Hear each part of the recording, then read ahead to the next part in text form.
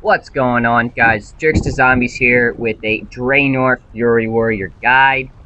I know I posted not too long ago a video on this, but I said it was subject to change, and let me tell you, the Fury Warrior has changed quite a bit. So let's get into it. So, for the talent tree, obviously the charge one, the mobility one, that is all up to you. I still prefer double time. It always gives me access to a charge for building rage. Third one, the health one. Enraged regeneration, I still think it's a PvP talent, so if you're PvPing, I would switch to that. Second chance is still dog shit. And impending victory is still my go-to for PvE. It definitely saves my life quite a few times. When it comes to killing mobs, and you can get procs again after you kill somebody, and just keep getting health, keep getting health.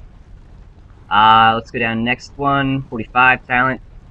Fierce Strike, Sudden Death, and Unquenchable Thirst. Now, this is still the most important talent, I think.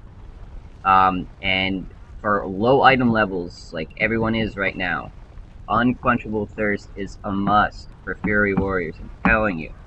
It keeps you steady, it keeps you always attacking, keeps you raged, and you're going to see why you want to always have rage. Well, obviously you always want to no matter what, you're a warrior. But with low item levels, it has to be Unquenchable Thirst. Sudden Death and Furious Strikes, yes, they might be epic when your item level goes up. I might switch it up when my item level keeps going up, because Sudden Death might be great talent, because I'm going to say right now, Execute, I think it's overpowered. I mean, I'm critting for 45, 50k, and I don't have any attacks right now that are even close to that. So that might come into play. And Fear Strikes might be great, because Wild Strike's like your strongest base attack that you have besides Execute. So yeah, Unquenchable Thirst right now, guys. Next one, Stormbolt, Shockwave, Dragon Roar. Stormbolt used to be my talent I used. It was my favorite. It was great for single target DPS, and that's what I had it for. But it's really been nerfed. I mean, maybe, like I said, item level. Fear Warriors are all about item level. Maybe it'll be better, but for right now, Dragon Roar is really what's keeping my DPS going. It fits in with my rotation great. And I'll post a video of my rotation a little later. But I'm telling you, Dragon Roar, epic right now. You might say, oh, it's got a 1 minute cooldown compared to what you got, 40 second, 30 second. But I'm telling you, it does its damage, and it fits well in the rotation that I have. So it's great. It's great, even for single target. It's great.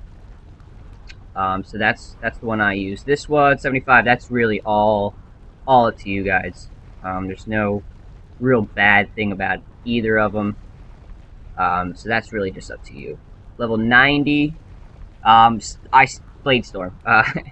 It's still I think your strongest attack. Absolutely. I mean, you used Blade Storm. You're going to be number 1 in DPS, almost guaranteed. As long as you proc, if you proc Recklessness, and you know you're enraged, Berserker raged, and you use Blade Storm, I'm almost guaranteeing. No, I'm almost guaranteeing you're going to be top in DPS with that thing. I mean, it's still. I can tell you right now that Fury Warrior I think is still the strongest AOE attacker there is. I don't think anyone can compete with the Warrior. So Blade Storm, I just can't say it enough. Blade Storm, Unquenchable Thirst, must. Now, level 100. Now these, I'm going to tell you right now, none of them really change your DPS besides Ravager. Okay, Ravager is great for AOE. I mean, if you proc this and do what I said last time, you're raged and you use Blade Storm, it's a hell of a thing to see your DPS just skyrocket. I use that for quite a bit. That's probably my second favorite, Ravager.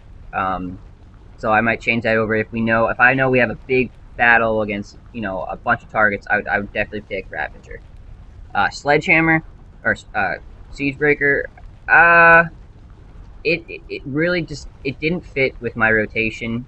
It really doesn't do, you know, justice for, you know, having a 45-second cooldown.